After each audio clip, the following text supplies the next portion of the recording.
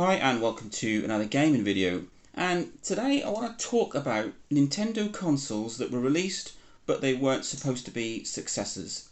Every time a new console comes out, I class it as an upgrade or a successor to what was previously out, bar sort of minor revisions or hardware updates. So a PS3 and a PS3 Slim, I wouldn't class that as an update, but a PS3 to a PS4 I would. However, when Nintendo launched the original DS back in 2004, it was supposed to run alongside the Game Boy Advance.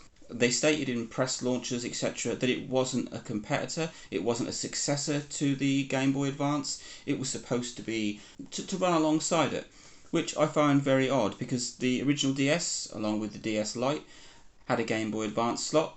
You could play every Game Boy Advance game, bar a few that just wouldn't fit in the slot because they had some kind of weird accessory. So there was no need to buy a Game Boy Advance once the DS came out. You could buy a DS, play all the DS games, and still play your Game Boy Advance games.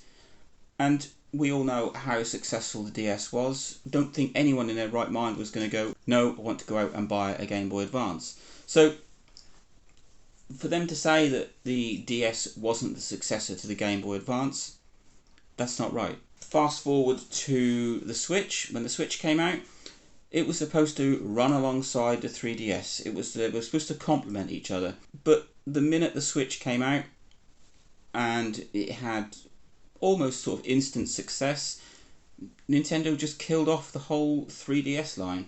They released the original 3DS in 2011. They released the new 3DS in 2014.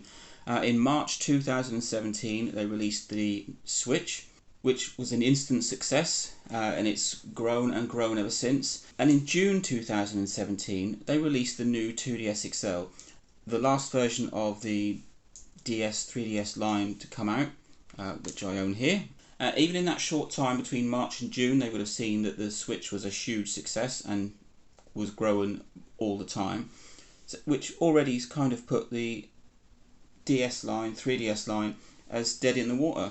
They were moving forward, they were taking the Switch as a home console, later on to then bring out the Switch Lite as a portable console, and there was no way that the 3DS line was supposed to run alongside the Switch. They're two different machines. The 3DS line, even with the new high-powered sort of 3DS and 2DS XL, they're still low-powered devices, not capable of running sort of modern games. So there is no way that the Switch was supposed to run alongside the 3DS. It was very clear, just like with the Game Boy Advance, that when the DS came out, the Game Boy Advance had had its day. The bonus of the DS obviously is it's backward compatible. The Switch, it's not.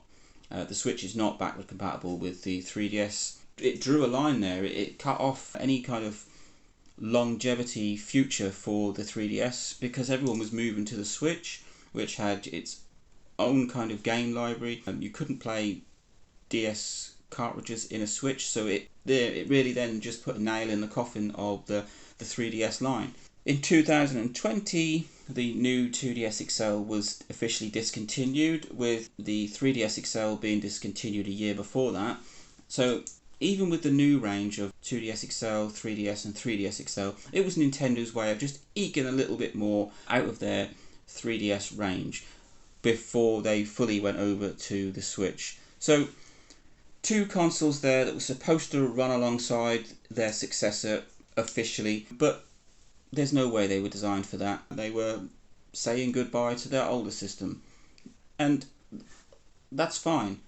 I mean, that's what most console makers do. There's that short period where they release on both, if possible, and I don't see why Nintendo didn't just come out and say, this is the DS, it's the successor to the Game Boy Advance, along with the Switch, it's the successor to the 3DS.